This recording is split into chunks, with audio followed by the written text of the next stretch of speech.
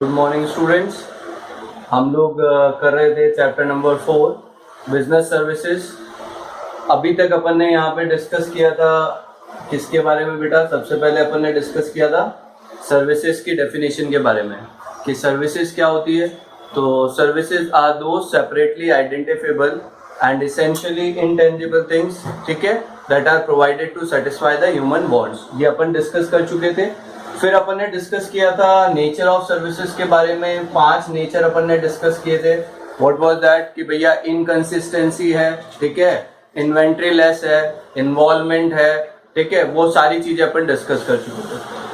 With उसके बाद फिर अपन ने डिस्कस किया था बेटा कि भाई जो सर्विसेज है, ठीक है, और जो गुड्स हैं उन दोनों में क्या अंतर हो सकता है। तो गुड्स और सर्विसेज में अपन ने अंतर किया था कि भाई 5 तो ये कि ये डिफरेंसेस लिए थे नेचर वाले, 2 इसके अलावा और लिया था, एक था नेचर और एक था टाइप। नेचर में अपन ने डिस्कस किया था क्या कि गुड्स जो होते हैं वो तो होते हैं फिजिकल ऑब्जेक्ट, और सर्विसेज क्या होती है एक्टिविटी एंड प्रोसेस। टाइप में था गुड्स होमोजीनियस, सर्विसेज क्या होती है हेट्रोजीनियस। अलॉन्ग विद दैट उसके बाद फिर अपन ने डिस्कस किया था कि भाई बिजनेस सर्विसेज जो है वो 3 तरह की, business services, personal services, social services. और ये जो चैप्टर है वो रिलेटेड है किससे बेटा? बिजनेस सर्विसेज से रिलेटेड है। अब बिजनेस सर्विसेज वाले चैप्टर में अपन ने जो डिस्कस किया था कि भाई सबसे पहली सर्विस अपन डिस्कस कर चुके थे, वो हमारे लिए था किससे रिलेटेड बेटा? वेयर हाउस से रिलेटेड। इसमें 3 टॉपिक थे। वेयर हाउस की डेफिनेशन थी, ठीक है, वेयर हाउस के टाइप्स थे, और साथ साथ में वेयर हाउस के फंक्शंस थे। इसके बाद अपन ने डिस्कस किया बेटा, अब जो टॉपिक अपन डिस्कस करने वाले हैं नाउ, अब अपन लेंगे बेटा बैंकिंग वाला topic. Banking, what do you mean by banking? क्या मतलब होता है बैंकिंग का? तो इसको समझना, इसमें सबसे पहली चीज जो है you must understand is banking company. What do you mean by banking company? तो इन्होंने कहा any company which is working या which is doing work for bank is a banking company. कोई भी कंपनी जो बैंक का काम कर रही है वो हमारे लिए क्या है? बैंकिंग कंपनी है। बैंक का काम कर रही है यानी बैंकिंग का काम कर रही है। बैंकिंग का मतलब क्या है? Accepting deposit for the purpose of lending and amount is repayable on demand or otherwise is termed as a banking company। India में बैंकिंग कंपनी का मतलब क्या है? तो any company which is doing the work of banking is a banking company। And banking को general terms में अपन define करें तो what we can say accepting deposit for the purpose of lending and investment and amount is repayable on demand or otherwise. तो what do you mean by banking? Banking का meaning क्या है? तो banking simply refers to accepting the deposit for the purpose of lending and amount is repayable on demand or otherwise. On demand or otherwise क्या है? देखो banks में जो deposit होते हैं वो 2 तरह के डिपॉजिट होते हैं। टाइम डिपॉजिट होता है और उसके साथ साथ में हमारे लिए जो टॉपिक है टाइम डिपॉजिट के साथ डिमांड डिपॉजिट भी होता है। टाइम डिपॉजिट जो होता है वो होता है जैसे एफडी कराई आपने कि भाई 2 महीने की एफडी कराई तो 2 महीने बाद आपको पैसा मिलना है। और डिमांड डिपॉजिट मतलब जब भी आप मांगोगे तब उसका पेमेंट आपको किया जाना है, तो वो क्या होता है? Demand deposit. तो what do you mean by banking? तो banking simply means accepting the deposit for the purpose of lending and investment, ठीक है, lending and investment and amount is repayable on demand or otherwise. वो पैसा जो कि किसके लिए किया गया है? आपसे लिया गया है, और उस पैसे को वो लोग क्या करेंगे? या तो कहीं पे इन्वेस्ट करेंगे या फिर क्या करेंगे बेटा? उसको किसी और को उधार देंगे। तो what do you mean by banking? तो banking means accepting the deposit for the purpose of lending and investment and amount is repayable on demand or otherwise. वो पैसा जो आपने बैंक्स में डिपॉजिट कराया है वो जब आप मांगोगे, क्योंकि मेरे अगर सेविंग अकाउंट में है तो जो बैंकिंग आवर्स हैं, जो बैंकिंग डेज हैं यानी हॉलीडेज को छोड़ दो, तो जब भी मैं मांगूंगा बैंक को मुझे पे करना पड़ेगा। तो is it clear what do you mean by banking? Banking का मीनिंग क्लियर क्या हुआ बेटा? Accepting the deposit for the purpose of lending and investment and amount is repayable on demand or otherwise. वो पैसा, ठीक है बेटा, और बैंकिंग कंपनी, जो कंपनी किसका काम कर रही है? बैंकिंग का, वो हमारे लिए क्या हो गई? बैंकिंग कंपनी हो गई। Is it clear? फिर हमको दे रखा है यहाँ पे बेटा types of bank. Types of bank की जब अपन यहाँ बात करते हैं तो यहाँ पे अपने को सबसे पहला गिवन है कमर्शियल बैंक। क्या गिवन है बेटा? कमर्शियल बैंक, ठीक है। एक अपने को गिवन है बेटा स्पेशलाइज्ड बैंक, एक अपने को यहाँ पे गिवन है बेटा cooperative bank, and fourth kind of bank जो अपने को गिवन है वो अपने को दे रखा है central bank. 4 types of bank are there. Commercial bank, commercial bank का मतलब क्या है? तो कमर्शियल बैंक सीधा सा मीनिंग इसका वही है, क्या? The bank which deals in money, the bank which deals in money, वो बैंक जो कि पैसों में डील कर रहे हैं। पैसों में डील कर रहे हैं यानी लोगों से पैसा ले रहे हैं और लोगों को पैसा उधार दे रहे हैं। That is what commercial bank is all about. Commercial bank means banks which deals in money, और bank deals in money, bank का मतलब वही वापस से accepting the deposit for the purpose of investment and क्या हो गया बेटा हमारे लिए? लैंडिंग। Is it clear? फिर हमारे लिए आता है कि भाई commercial bank are of 2 type, private bank and public bank.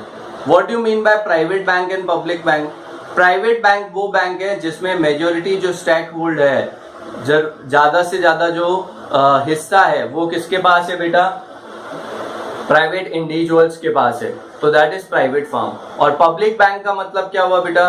वो बैंक जिसमें मैक्सिमम हिस्सा जो है वो गवर्नमेंट के पास है, वो क्या कहलाएंगे हमारे लिए? पब्लिक बैंक कहलाएंगे। प्राइवेट बैंक वो बैंक है जिसमें मैक्सिमम हिस्सा जो है वो इंडिविजुअल्स या हम लोग कहें कि लोगों के पास है, चाहे वो ग्रुप ही क्यों ना हो। जबकि पब्लिक बैंक वो बैंक है जिसमें मैक्सिमम हिस्सा किसके पास है? गवर्नमेंट के पास है। ICICI हो गया, SDFC हो गया, are example of private bank. Whereas जो बैंक ऑफ बड़ौदा हो गया, पंजाब नेशनल बैंक हो गया, that is part of public bank, ठीक है। सेकेंड है specialised bank. Specialized bank are those banks which are created for specific activity. Specialized bank से मतलब उन बैंक से है जिनको की स्पेसिफिक एक्टिविटी के लिए बनाया गया है, वो हमारे लिए क्या कहलाएंगे? Specialised bank. स्पेसिफिक एक्टिविटी के लिए बनाया गया मतलब स्पेसिफिक एक्टिविटी जैसे हम लोग बात करें इंपोर्ट एक्सपोर्ट बैंक है, एक्सिम बैंक हो गया, एक्सपोर्ट इंपोर्ट बैंक हो गया, जो सिर्फ किससे रिलेटेड वर्क कर रहा है? एक्सपोर्ट इंपोर्ट से। या नाबार्ड हो गया, national bank for agriculture and rural development, तो वो हमारे लिए किसका एग्जांपल हो गया बेटा? स्पेशलाइज्ड बैंक का। Next is cooperative bank. What do you mean bye cooperative bank? Banks form by cooperative society, वो बैंक जो कि कोऑपरेटिव सोसाइटी ने बनाए हैं वो हमारे लिए क्या कहलाएंगे? कोऑपरेटिव बैंक कहलाएंगे। और इनका काम क्या होता है? जो इसके मेंबर्स हैं उनको चीप क्रेडिट, चीप मतलब कम इंटरेस्ट रेट पे क्या करना? पैसा प्रोवाइड करना, that is cooperative bank. Central bank in India, RBI is central bank. India में RBI सेंट्रल बैंक है। Central bank the bank which control, regulate and monitors all other banks of the country. Central bank is a bank which control, monitor, ठीक है, और regulate all other banks of the country is central bank. Central bank वो bank है जो बाकी सारे banks को control कर रहा है, रेगुलेट कर रहा है, that is central bank. और in India RBI is a central bank. RBI का मेन काम जो है that is what? Publication of currency. Publication of currency, making laws for the other banks. ये सारे काम किसके हैं बेटा? RBI के हैं। पब्लिकेशन ऑफ करेंसी मतलब क्या है? जो नोट छापने का काम है इंडिया में वो किसके अंडर में आता है? RBI के पास आता है। तो what are the different types of banks are there? 4 kinds of banks are there, commercial bank, specialised bank, cooperative bank and central bank. Commercial banks are of 2 type, private bank and public bank. Specialised bank वो bank है जो कि specific activities को perform करते हैं। Cooperative banks cooperative society ने form किए हैं जिनका मेन काम है अपने मेंबर्स को चीप क्रेडिट प्रोवाइड करना। उसके बाद हो गया central bank. In India RBI is the central bank. Is it clear?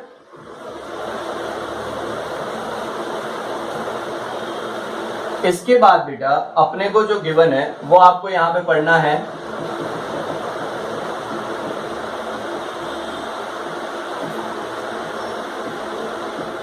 Functions of commercial banks, functions of commercial bank, commercial bank के functions.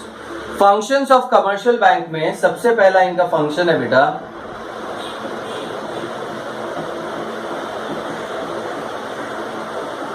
accepting the deposit. Here you must remember that bank act both as a lender and a borrower. Bank act both as a lender and a borrower. Bank जो है वो दोनों के रूप में काम करता है, लेंडर भी है, बोरोवर भी है.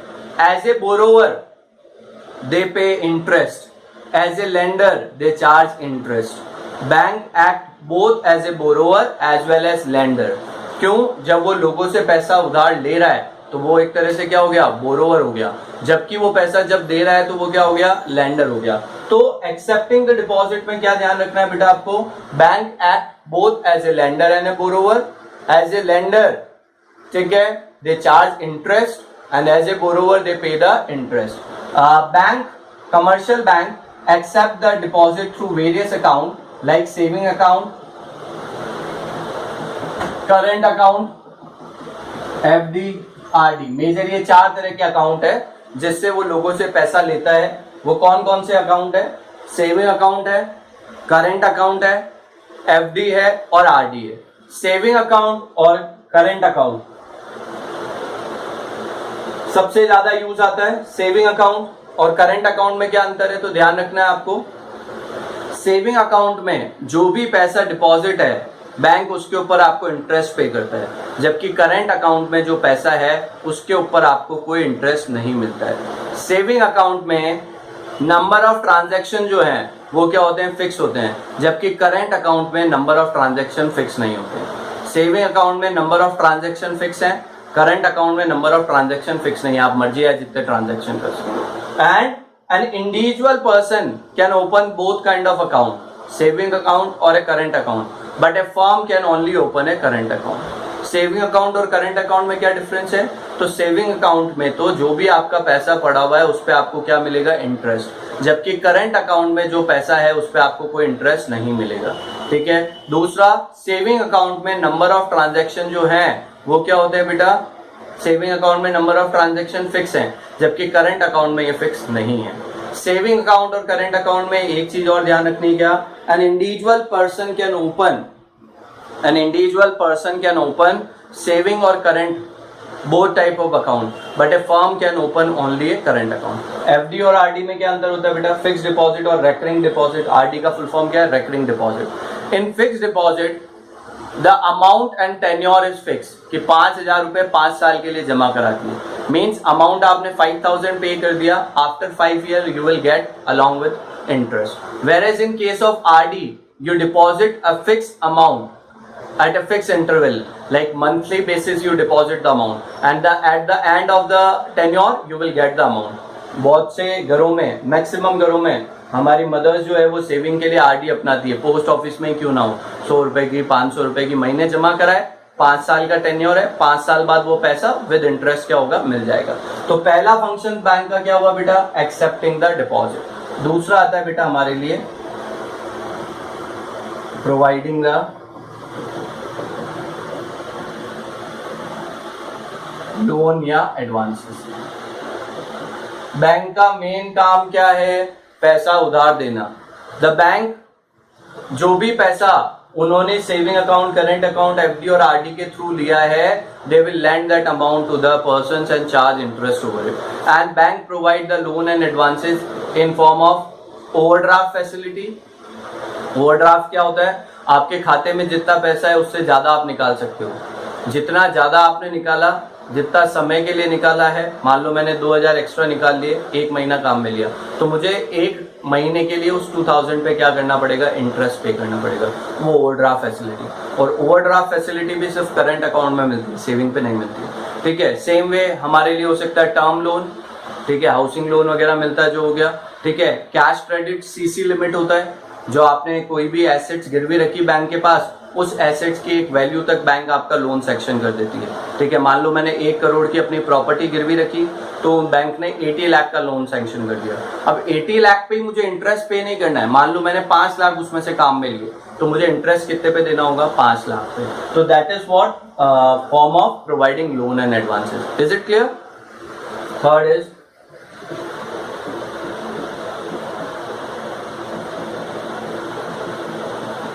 check facility. Check is the most valuable document of banking transaction. Cheque जो है वो सबसे इंपॉर्टेंट डॉक्यूमेंट है बैंकिंग ट्रांजैक्शन का। Through the cheque amount can be withdrawn and amount can be transferred. Cheque के थ्रू अमाउंट निकाला भी जा सकता है और किसी को ट्रांसफर भी किया जा सकता है। Cheque is very important document. Cheque में फिर अपने को ध्यान रखने 2 तरह के चेक यहाँ पे गिवन है। One is bearer cheque and second one is cross cheque. अब ये बियरर चेक और क्रॉस चेक का मतलब क्या होता है बेटा? Bearer cheque are cheque which are in cashable at the counter. Bearer cheque वो चेक हैं जिसके बदले में आपको हाथों हाथ कैश पेमेंट मिल जाएगा। आप बैंक में लेके गए, प्रेजेंट किया और बैंक ने आपको हाथों हाथ क्या कर दिया, ऑन द काउंटर पेमेंट कर दिया।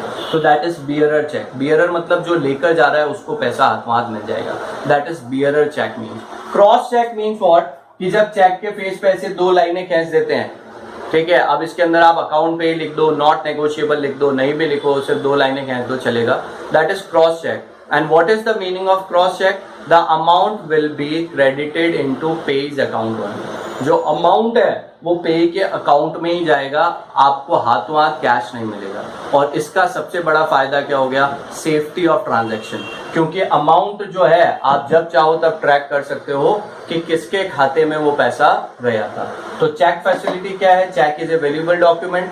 ठीक है, चेक से आप पैसा निकाल भी सकते हो, ट्रांसफर भी कर सकते हो। There are 2 type of cheque, cross cheque and bearer cheque. Bearer cheque are cheque which are incashable at the counter. Cross check are the checks which will be credited into the page account only. Next one is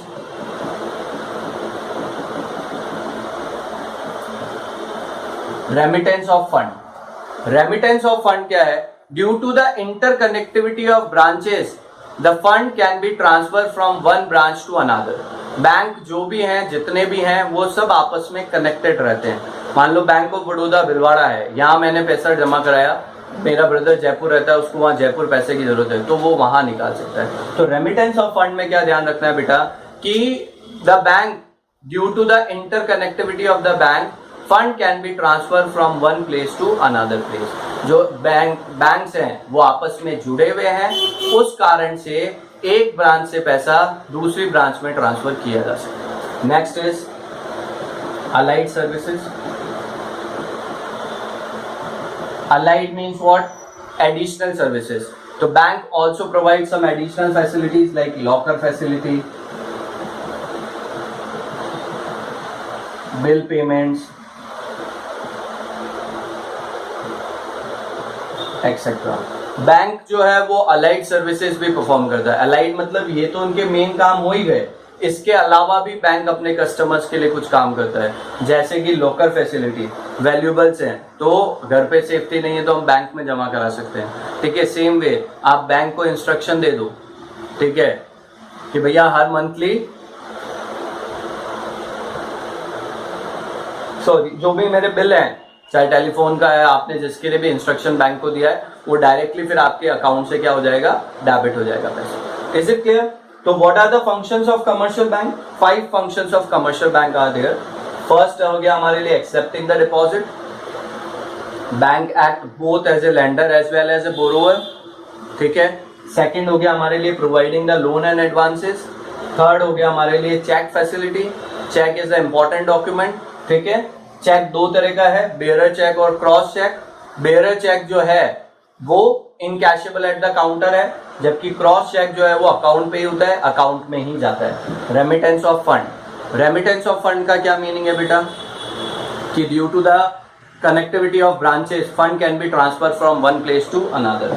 और फिर हमारे लिए क्या हो गया, allied service. Is it clear? फिर बेटा इसमें एक छोटा सा टॉपिक आपको और गिवन है, ज्यादा उसमें अपन डिटेल में नहीं जाएंगे, वो अपने को दे रखा है बेटा ई बैंकिंग, या इलेक्ट्रॉनिक बैंकिंग कह लो या नेट बैंकिंग कह लो, ई बैंकिंग। क्या होता है इलेक्ट्रॉनिक बैंकिंग और ई बैंकिंग? मुझसे ज्यादा आप लोग जानते होंगे शायद। ई बैंकिंग और इलेक्ट्रॉनिक बैंकिंग क्या है बेटा? Any person with the PC, computer और net facility can perform some of the banking function from their home, from their office, that is e banking. जैसे ई शॉपिंग होता है, electronic shopping, वैसे ई banking है कि भैया आप घर बैठे कंप्यूटर और इंटरनेट या मोबाइल और इंटरनेट की मदद से घर पे ही आप बैंक के कुछ ट्रांजैक्शन परफॉर्म कर पा रहे हो। जैसे अकाउंट का बैलेंस चेक हो गया, फंड किसी और के खाते में ट्रांसफर करना है वो कर दिया, तो that is e banking. Electronic banking is the newest revolution. E banking जो है वो न्यूएस्ट रिवोल्यूशन है, जिसमें पैसा जो है ट्रांसफर भी कर सकते हो, बैलेंस भी चेक कर सकते हो।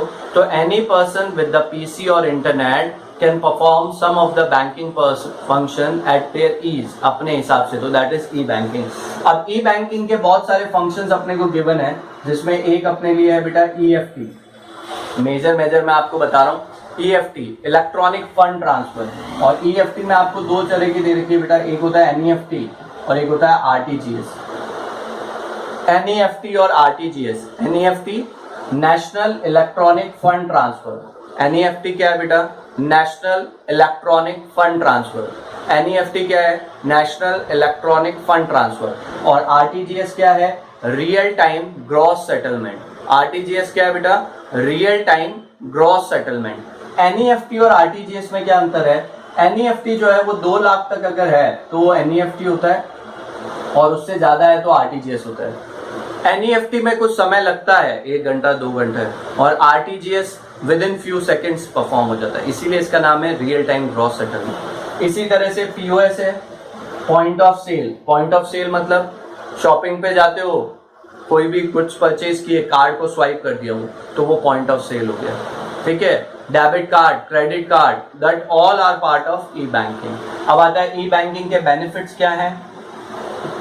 सेफ्टी है, ठीक है, सेफ्टी और सिक्योरिटी हो गया, क्योंकि आपको फिजिकली नहीं जाना पड़ रहा है तो सेफ्टी है। दूसरा ग्रेटर कन्वीनियंस, 24/7/365 डेज आप जब चाहो तब अपने बैंकिंग फंक्शंस को परफॉर्म कर सकते हो। फाइनेंशियल स्टेबिलिटी या financial we can say that, एक तरह से डिसिप्लिन मेंटेन होगा, क्योंकि आप फंक्शन परफॉर्म कर रहे हो तो आपको पता है कि आपने क्या ट्रांजैक्शन किए, जब चाहे आप चेक कर सकते हो। तो these are the some benefit of e banking, ठीक है, समझ में आ रहा है। तो in this video we have discuss about the banking. Banking क्या है? Accepting the deposit for the purpose of lending and investment, and amount is repayable on demand or otherwise, ठीक है। बैंक 4 तरह के, commercial bank, specialised bank, cooperative bank, central bank. India में कौन है central bank? RBI. Is it clear? फिर अपन ने बात किया फंक्शंस ऑफ कमर्शियल बैंक, और फिर एक छोटा सा टॉपिक अपन ने डिस्कस किया ई बैंकिंग। Is it clear? चलिए, थैंक यू एवरीबॉडी।